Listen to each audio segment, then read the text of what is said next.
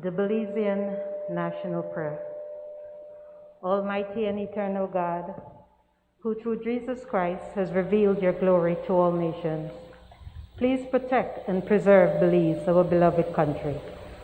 God of might, wisdom, and justice, please assist our Belizean government and people with your Holy Spirit of counsel and fortitude. Let the light of your divine wisdom direct their plans and endeavors, so that with your help we may attain our just objectives. With your guidance, may all of our endeavors tend to peace, social justice, liberty, national happiness, the increase of industry, sobriety, and useful knowledge. We pray, O God of mercy, for all of us, that we may be blessed in the knowledge and sanctified in the observance of your most holy law, that we may be preserved in union and in that peace which the world itself cannot give. And after enjoying the blessings of this life, please admit us, dear Lord, to that eternal reward that you have prepared for those who love you. Amen.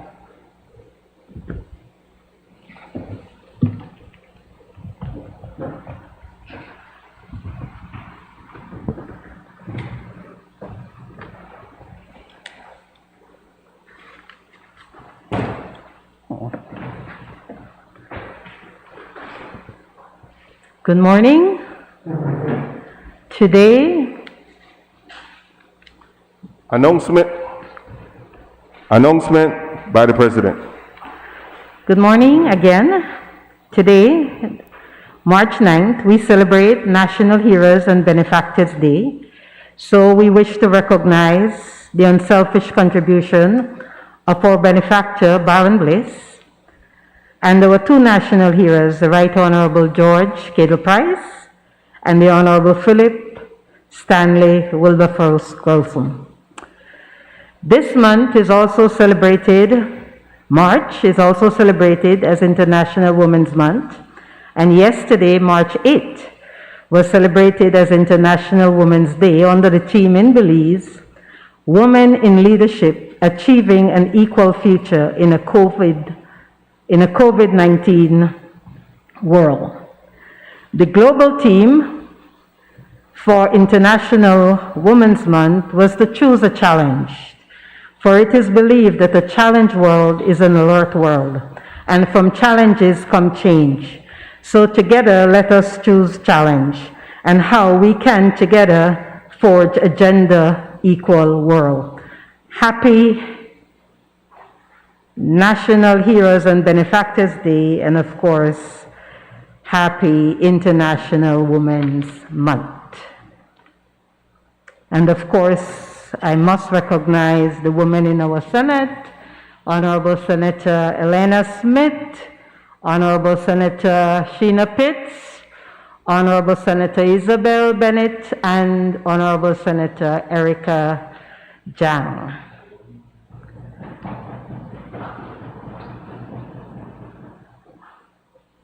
Honorable members, in accordance with Standing Order 64, there shall be the following sessional select committees. A, the Standing Orders Committee. B, the House Committee. C, the Committee of Privileges. And D, the Regulations Committee. Except for the Constitution and Foreign Affairs Committee, which consists of all members of the Senate, the members of the sessional select committees shall be appointed by the President at the beginning of each session. Standing Orders 65, 66, and 67 state that the President shall be a member and the chairman of the Standing Orders Committee, the House Committee, and the Committee of Privileges.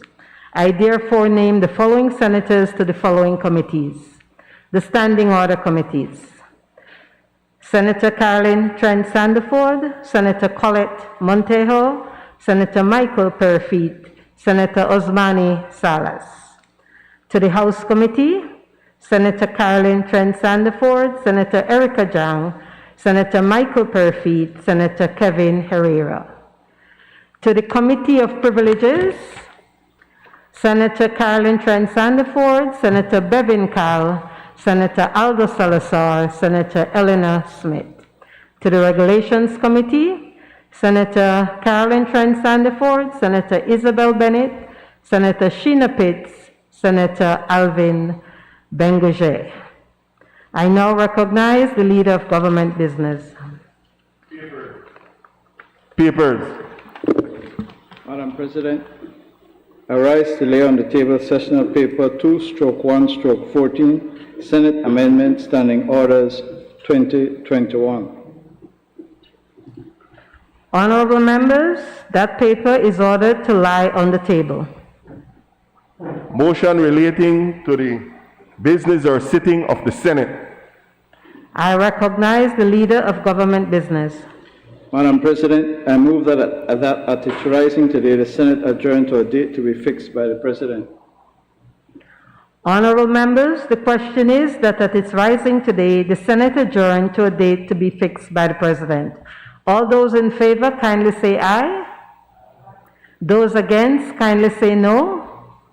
I think the ayes have it. Public business, government business, motion. I recognize the Leader of Government Business. Madam President, I move that whereas it is expedient to amend the standing orders of the Senate to allow for the Senate to meet virtually in the interest of public health, public safety, national security, or public emergency, now therefore be it resolved that this Honorable House approves the amendment to the standing orders proposed in the draft statutory instrument annexed hereto, which is tabled as sessional paper number 2/1/14, and the standing orders of the Senate shall be and are hereby amended accordingly. Honorable members, that motion is referred to the Standing Order Committee for examination, consideration, and report. Madam President, I seek the indulgence of the Honorable Senate to have this motion be taken through all its stages today. Honorable members, the question is that this motion be taken through all its stages today. All those in favor, kindly say aye. Aye. Those against, kindly say no. I think the ayes have it. Announcement by the President. Honorable members, it has been agreed that the amendment of standing orders of the Senate Motion 2021 pass this day. Standing Order number 65-1 say that the Standing Orders Committee shall have the duty of considering from time to time and reporting on all such matters relating to standing orders as may be referred to it by the Senate. I therefore suspend the sitting of the Senate to enable the Standing Orders Committee to examine, consider, and report back to the Senate on the motion. All those in favor, kindly say aye. Aye. Those against, kindly say no. I think the ayes have it.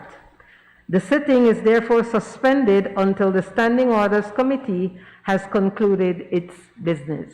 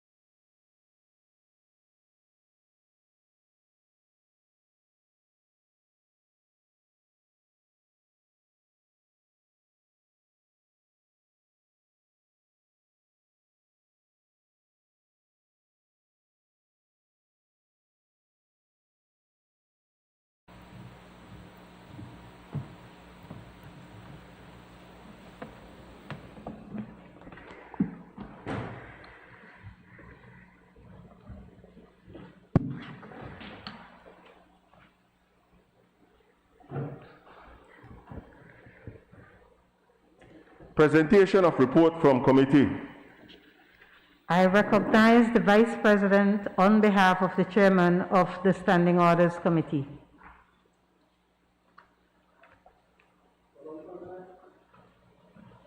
I rise to lay on the table report number 3/1/14, report from the Standing Orders Committee on the amendment of Standing Orders of the Senate Motion 2021.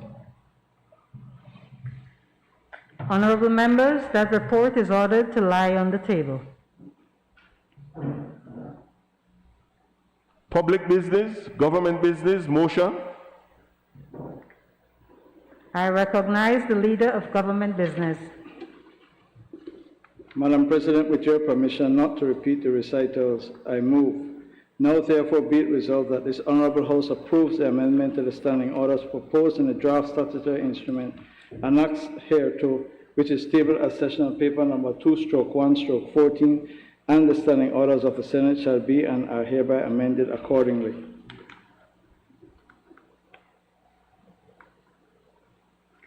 Honorable members, the question is now, therefore be it resolved that this Honorable House approves the amendment to the standing orders proposed in the draft statutory instrument annexed hereto, which is tabled as sessional paper number 2/1/14, and the standing orders of the Senate shall be and are hereby amended accordingly. All those in favor, kindly say aye. Aye. Those against, kindly say no. I think the ayes have it. Bills for second reading. I recognize the leader of government business. Madam President, I rise to move a second reading of a bill for an act to amend the Central Bank of Belize Act, Chapter 262 of the Substantive Laws of Belize, Revised Edition 2011, to provide for emergency programs and facilities in unusual and exigent economic, financial, or systemic circumstances, and to provide for matters connected therewith or incidental thereto. Madam President, by way of an extremely short introduction to this bill, I would simply remind colleagues that the bill seeks to address two issues. One, to allow the central bank to make larger advances to the government of Belize based on the unusual economic performance of government revenue during the past year, and the fact that the provision has not been obeyed, I should say, or complied with in the main. The second objective is to provide power to the central bank to introduce emergency programs or facilities in unusual and exigent economic, financial, or systemic circumstances. Madam President, I do not believe that anyone needs to be convinced that Belize, like the rest of the world, has experienced and is experiencing very unusual, very unique, and very unusual exigent economic and financial circumstances. The bill provides some power that has been deemed necessary after discussion with the central banks and consultation with the banking industry. The bill, Madam President, is very short. It provides that the programs would be for limited duration as prescribed by the board and with the permission of the Minister of Finance. Subclause 67(6) is of particular importance in that it is designed not to assist any specific business or entity. Finally, Madam President, Clause 68 provides for the board to make regulations to establish the policies and procedures to govern emergency programs and facilities established by Section 67. Madam President, as you are aware, this bill has sat in the Senate for a few weeks. It has been the subject of consultation and with other senators, and I hope it will enjoy the confidence of the Senate. Thank you, Madam President. I recognize Senator Michael Perfeet. Thank you, Madam President. Madam President, I think it's clear and not so clear at the same time what the the government is trying to do. If you look at section 68, the proposed section 68, as read by the leader of government business just a while ago, it says policies and procedures will be developed to ensure security for the program, the facility and the purpose and all of that, which means that there is some level of fleshing out that has to take place. We're not getting at this point, the details of how it will work. And I think, Madam President, that needs to come fast and furious. Yesterday would be too late, because then the financial community needs to appreciate exactly how this program will run and needs to be confident that the central bank will not give any preferential treatment to anybody. Madam President, there's a concept in law that says that justice must not only be done, but also seem to be done. I think that concept can clearly be borrowed by the financial system in terms of the role of the central bank. They must not just be independent, but they must also seem to be independent. Because what you're asking the central bank to do now in this bill is to take an active role in the economy. And if they take an active role in the economy, exactly what is that role? And you're talking about different institutions, companies who are a part of a program. Well, how are you affected by the central bank if you choose not to belong to that program, for example? And what if I'm a part of that program and the central bank facilitates one of the companies with foreign exchange that one of those outside of the program doesn't have access to? Then how does that person who has been left out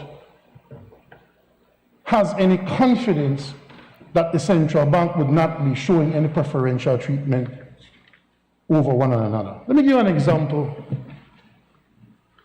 Company A decides they want to be a part of this program. But Company B says, I don't want to be a part of that program.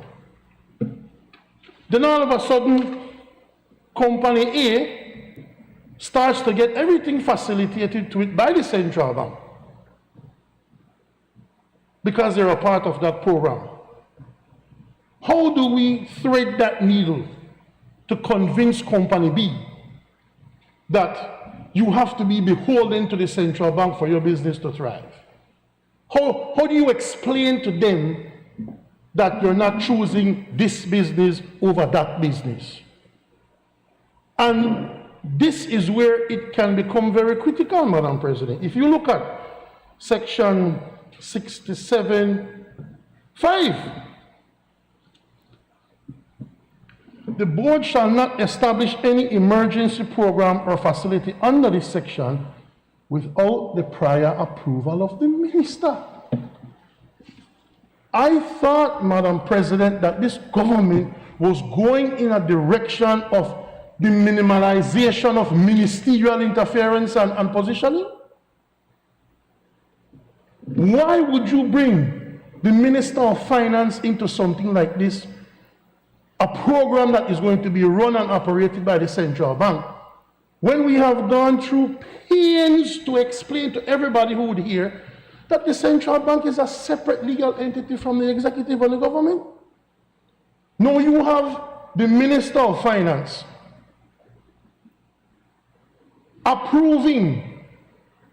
having to approve programs for different companies that is going to be invested into or dealt with by the central bank. How do you convince a person that there is no political interference there? How do you convince an entity And it may not be the case, Madam President. There may be no politics involved. But from the minute you need the approval of the minister, automatically people will say that politics is involved. And that is why it's a very, very risky move to have the central bank, the referee of the economy, to step into the arena and start to play. So I hope, Madam President, that the government knows what it's doing. Because I heard the leader of government business also say that Belize is not the only country in the world that's suffering like this. Man, it's been this way from last March. And the PUP said that if they were to be elected to government, they would take so many steps to grow the economy. Is this growing the economy? This is not growing the economy. This is not the attraction of any foreign direct investment or anything like that. This is the financial referee of the country, essentially bailing out different companies and corporations who are not doing good in this economy. That will be the perception of this. This says, in unusual and exigent economic, financial, or systematic circumstances, the bank may, through banks, financial institutions, statutory corporations, or other similar bodies, establish emergency programs or facilities with limited or broad-based eligibility. That is too broad, man. How do you qualify for this program? What are required of you to say, yes, you deserve some help from the central bank? What if you were just running a company in a slack way and you're now using the central bank to be bailed out? There's major issues in the US financial system, Madam President, where these companies are just bailed out by the federal government, just bailed out. So then you're not encouraged to perform, you're not encouraged to do well because you can be bailed out. How do we convince the Belizean people that this is not a law that is designed to bail out failing companies? Companies that would have failed regardless of the pandemic. This gives the central bank the authority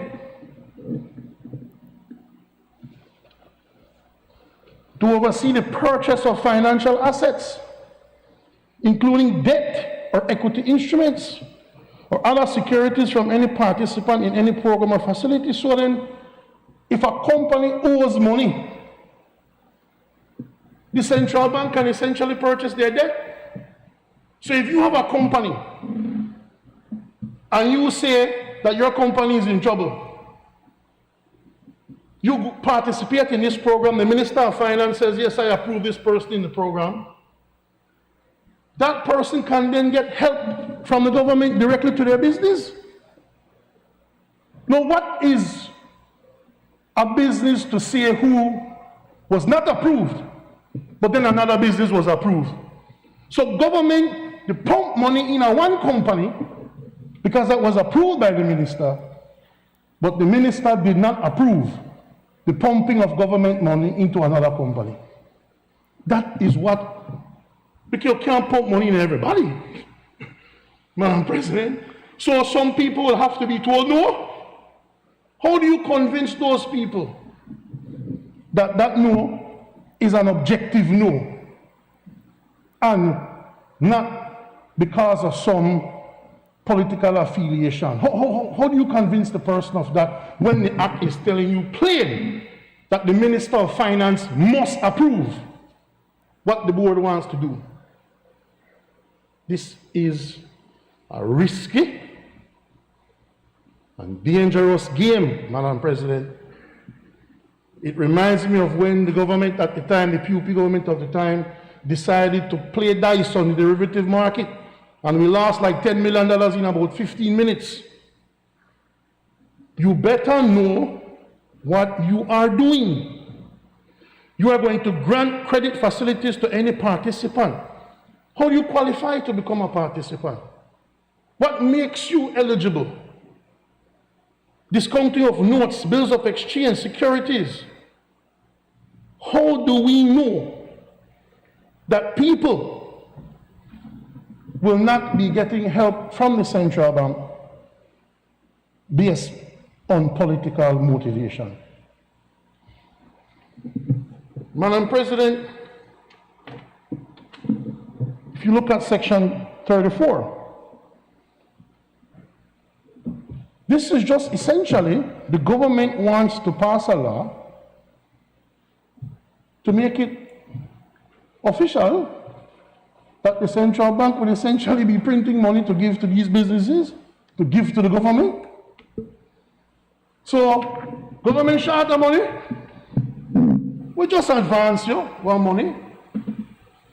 That has a heavy and serious effect on inflation when you flood the market with more money than there is out there that the market can sustain.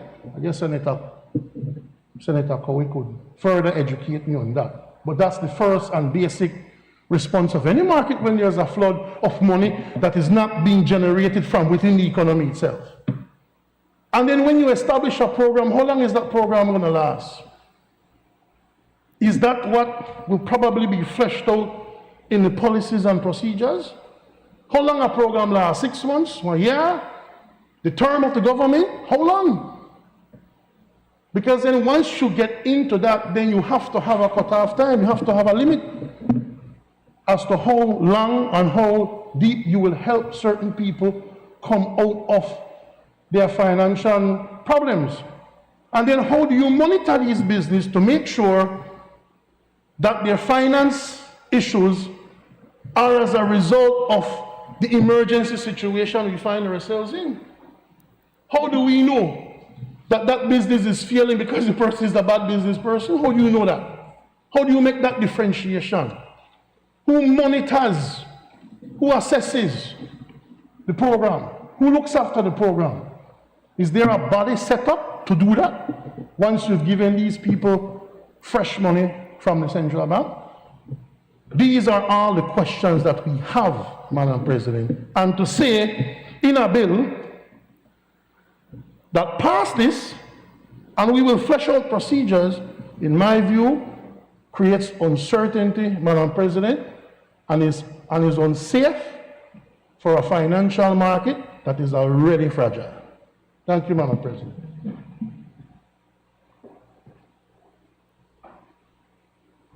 I recognize Senator Osmani Salas. All right. Thank you very much, Madam President.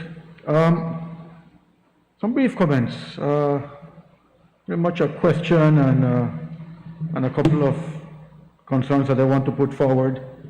From our side, obviously, we support the need for such an amendment, especially that we're in the throes of this major financial crisis. But even so, right, there are a couple of things I would like to point out, with your permission, Madam President. Section 34 of the Principal Act is repealed and replaced with the following. With a view to offsetting fluctuations between receipts and payments of the government, the bank may make direct advances to the government, provided that at any one time the total outstanding amount of such direct advances shall not exceed 12% of the current revenues of the government collected during the preceding financial year. There was an entire section from the current section 34 that was left out. We received an explanation from the Financial Secretary why that was left out, but I think it is important for the public to understand why that was left out, and I'll read the section that was left out. Any such advances outstanding at the end of a financial year shall be repaid not later than 3 months after the end of that financial year. And if any such advances are not so repaid, the power of the bank to make further direct advances to the government may not be exercised until the outstanding advances have been repaid. So I just, put that out there, hoping that my colleagues from the government can explain why that was left out. I think it's important information that should be shared.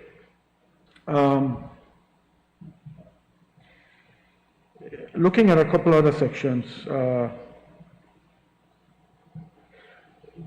I think my main concern with this amendment is that even though we have heard leader of government business say that it is for a temporary period, the way this amendment is laid out, it leaves it open-ended. I think my colleague before me referred to that. It leaves it open-ended. I think what would have been good to have here is something similar to what was done when the Crime Control and Criminal Justice Amendment Act was passed. And this is a good opportunity, with your permission, Madam President, to remind the government that when that act was passed in March 2018, written into that was that 3 years later, government would do a comprehensive review of that act to see if in fact all the provisions or certain provisions were still relevant or needed. Something similar to that, I think, should have been put into this amendment so that after, for argument's sake, 12 months, government will do a review to see if that the provisions under this amendment should be discontinued or continued.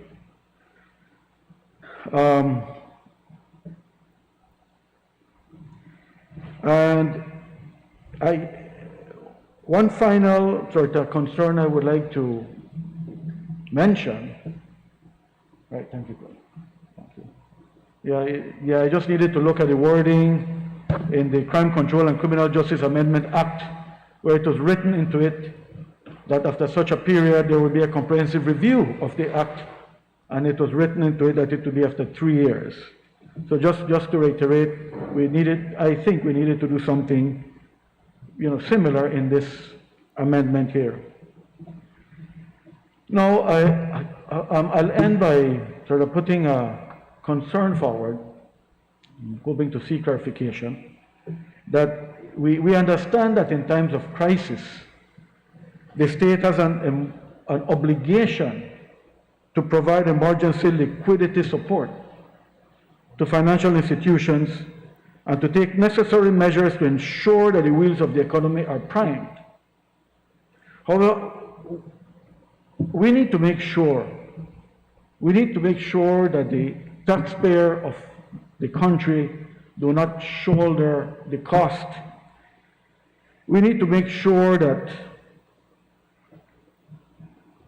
this is nothing more than public liquidity for private capital swap. We need to make sure that the bank and the shareholders bear the cost of any such programs, and that these should not be shouldered or passed on to the public. That is another of our primary concerns that I would like to put forward. So I look forward to receiving clarification and a guarantee from the government side that these concerns can be addressed. Right. Thank you, Madam President. I recognize Senator Elena Smith. Thank you, Madam President. I would just like to raise a few comments as shared by the NTUCB with me, and I'm sure I've shared these before in committee meetings, but I must put on record the concerns that they have. And so when we met, Madam President, I referred to 67.1 that speaks to the unusual and accident economic, financial, or systemic circumstances. And I shared the NTUCB's concern that this is a bit too broad. And they believe that there needs to be some criteria to define what that would look like, what that would be. And while we understand that we cannot prepare, or we cannot, or it will be difficult to identify all of those instances, that if we have some sort of a criteria or definition to that, it would help in being able to identify those. What we don't want to happen, Madam President, is that mischief can be created because it is not clear and we give too much of a space. It is too broad that persons can do what they believe they are able to do when something is too broad. And so I raised that concern before, and despite getting a response, we still feel that it's too broad and should be defined. I also raised the concern in terms of 68, where we looked at the financial institutions, and we got that the domestic banks have reported as of December, as we said, 424.2 million in liquidity, and the credit unions 247.1 million in liquidity. And so for that reason then we felt that maybe 68 2A would not be necessary at this time. We also thought that there needs to be, some kind of policies in place to encourage the use of excess liquidity by these institutions. Also, Madam President, the matter of the ministerial discretion.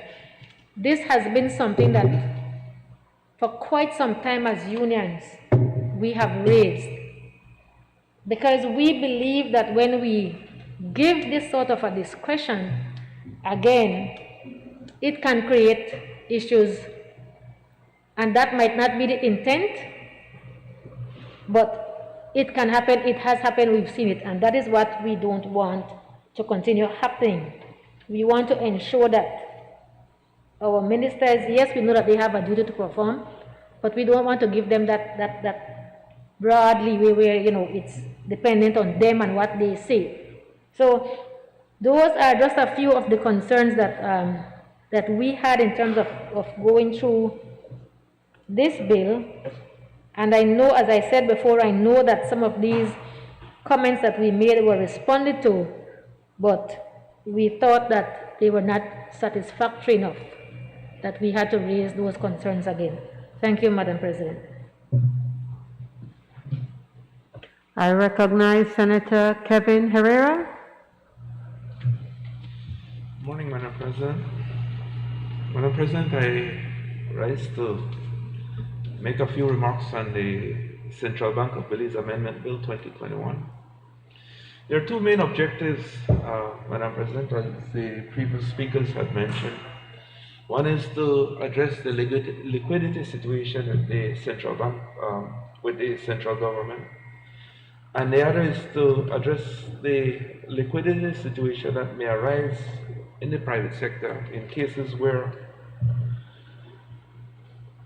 unforeseen economic circumstances may come about.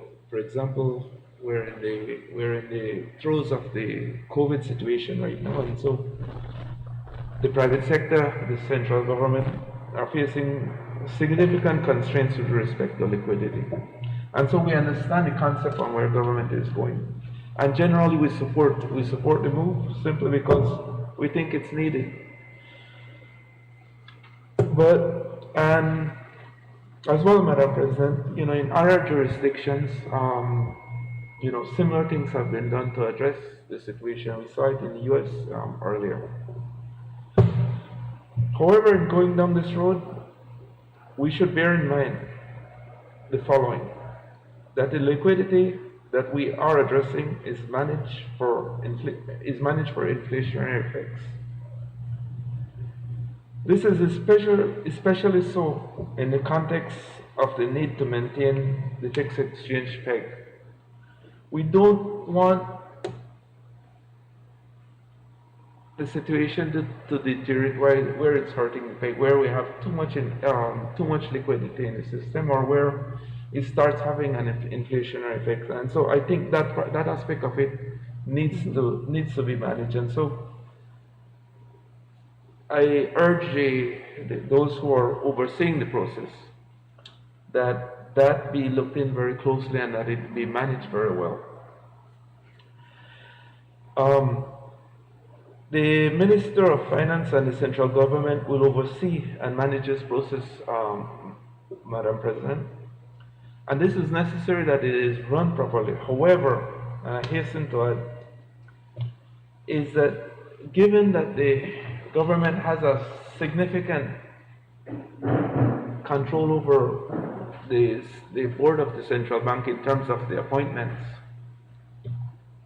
with respect to the governor as well as the board, and that the Minister of Finance as well has a tremendous influence in terms of how this program will be run, that perhaps an additional oversight should be added to the process, perhaps including the social partners.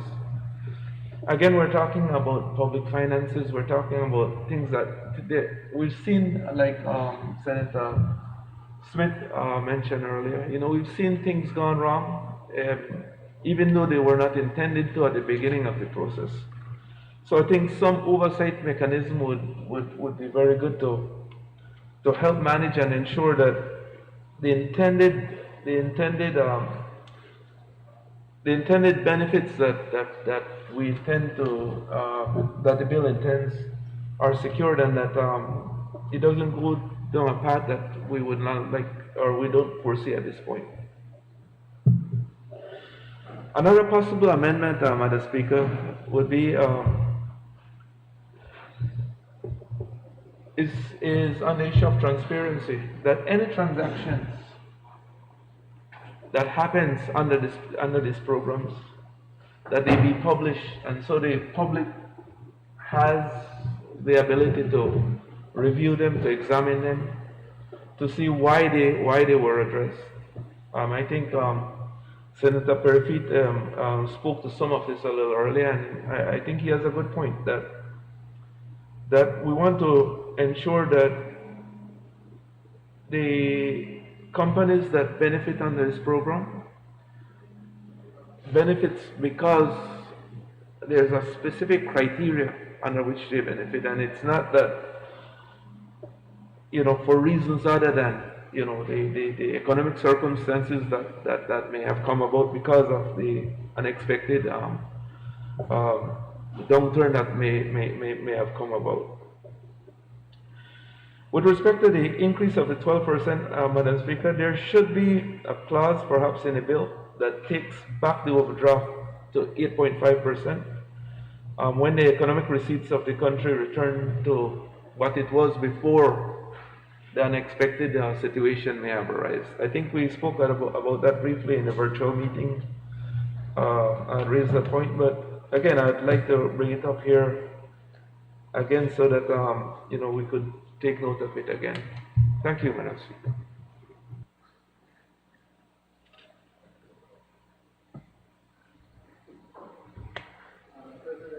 I want to thank the senators for their contributions to the debate. There are a few points I wish to respond to.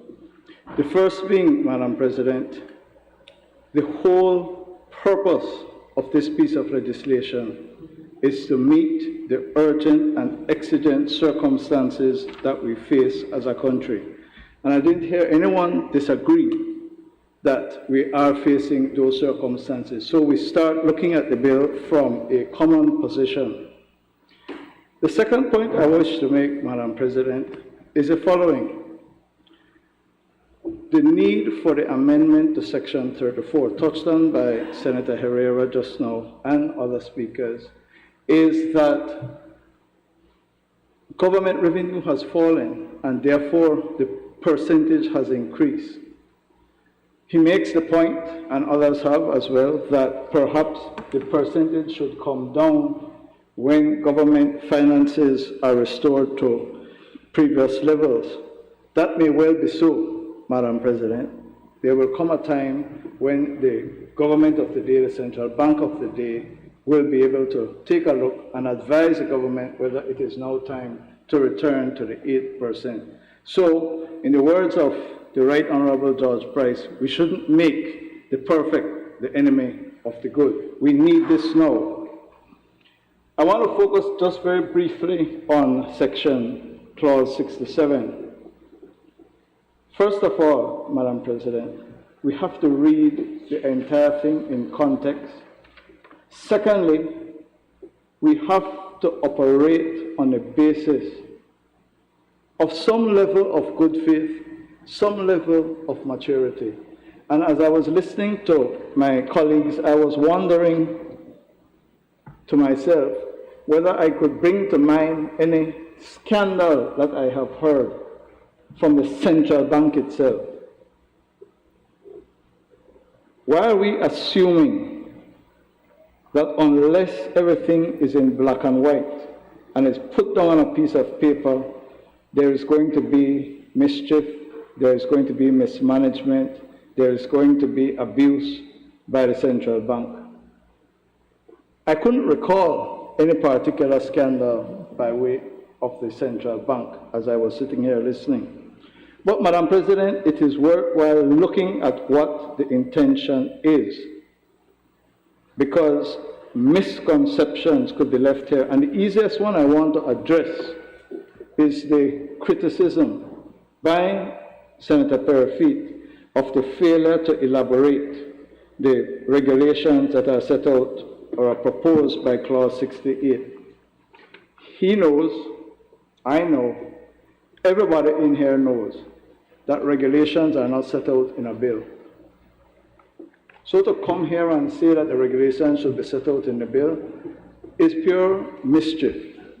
The fact of the matter is, Madam President, the regulations must be promulgated by the central bank prior to the commencement of this these programs. So we will all see, and the promulgation means they have to be made public.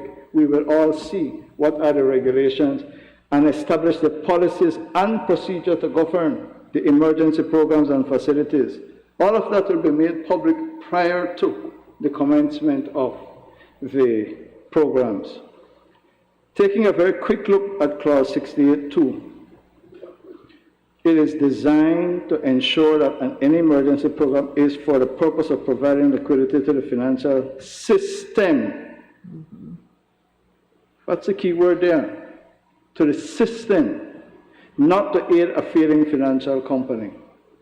What you have is money sitting in banks doing nothing. Sitting in banks. Senator Smith said 424 million in domestic banks, 247 million in credit unions.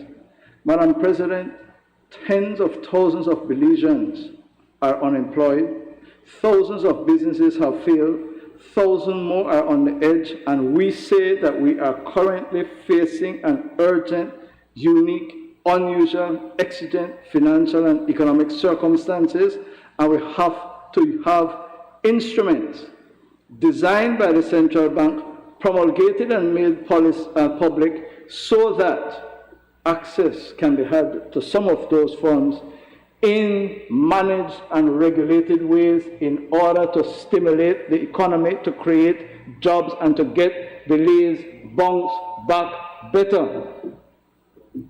That's what this is designed for. Look at what the procedures say. Ensure that the security for any emergency program is sufficient to protect taxpayers from losses. That is what it says. Ensure that any program or facility is terminated in a timely and orderly fashion. So, Madam President, not as was suggested, this is not council levy. This is not our feeding trough. It is a program that is going to be structured, that is going to be limited in time, that is going to be orderly wound down, that it is going to deal with emergencies and protect taxpayers from losses and prohibit borrowing by borrowers that are insolvent.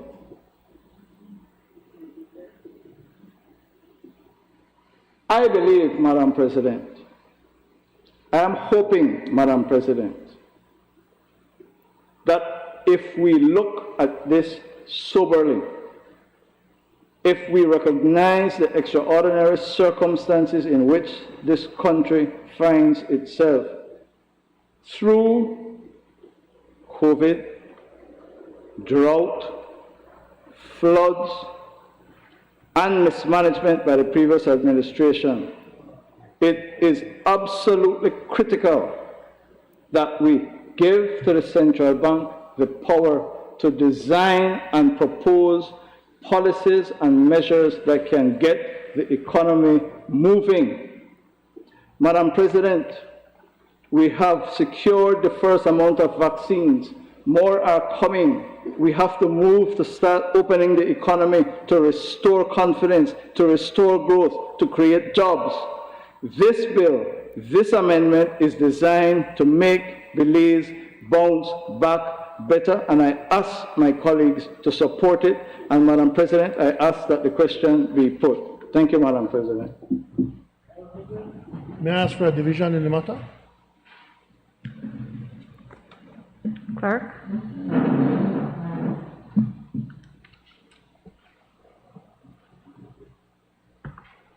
There will be a division on the Central Bank of Belize Amendment Bill. Senator Eamon Courtney? Yes. Senator Colette Montejo? Yes. Senator Isabel Bennett? Yes. Senator Christopher Koyi? Yes. Senator Erica Jang? Yes. Senator Bevington Carl? Yes. Senator Michael Perifit? Senator Aldo Salazar? No. Senator Sheena Pitts? No. Senator Kevin Herrera? Yes. Senator Bishop Alvin Bengushe? Yes. Senator Elena Smith? Abstain. I didn't hear you. I said abstain. Abstain. Okay. Senator Osmani Salas? That was a yes. Yes.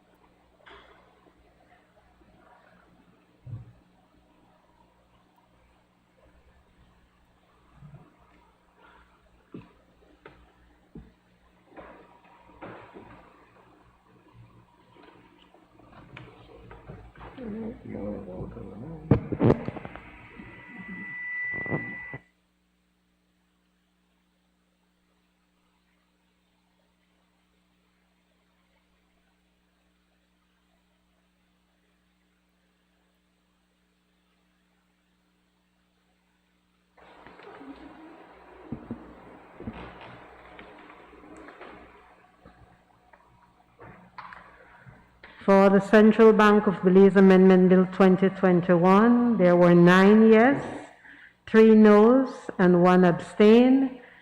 Therefore, the yes have it.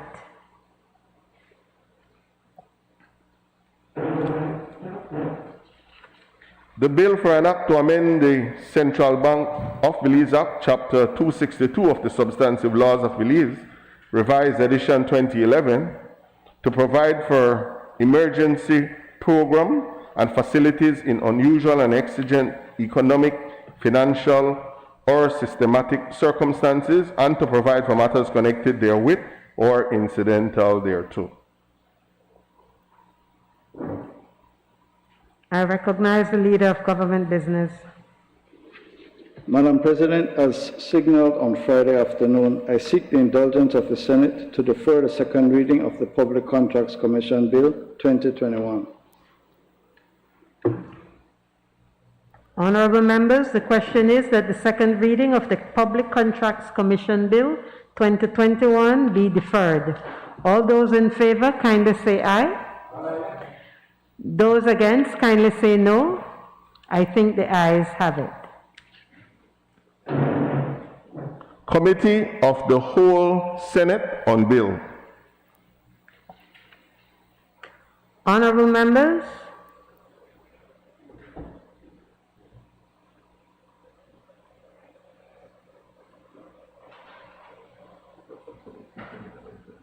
And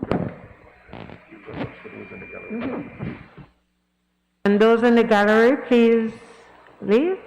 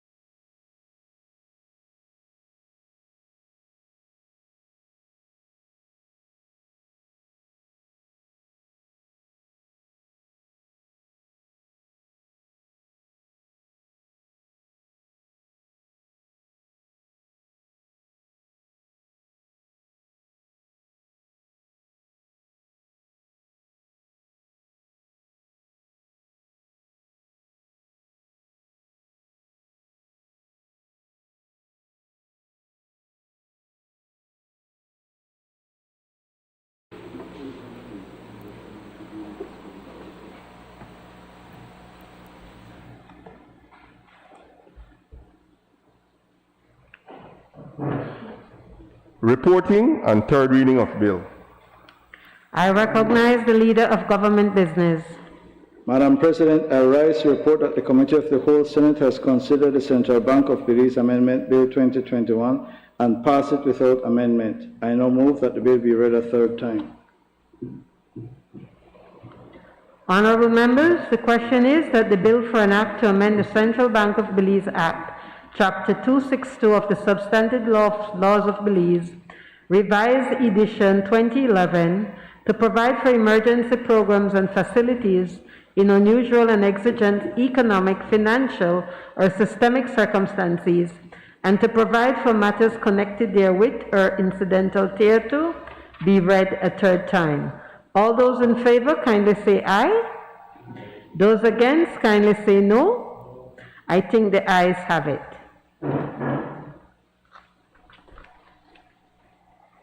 Bill for an act to amend the Central Bank of Belize Act, Chapter 262 of the Substantive Laws of Belize, Revised Edition 2011, to provide for emergency programs and facilities in unusual and exigent economic, financial, and systematic circumstances, and to provide for matters connected therewith or incidental thereto.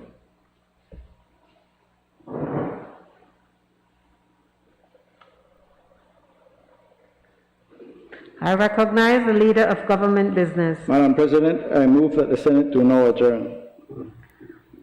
Honorable members, the question is that the Senate do now adjourn. All those in favor, kindly say aye. Aye. Those against, kindly say no.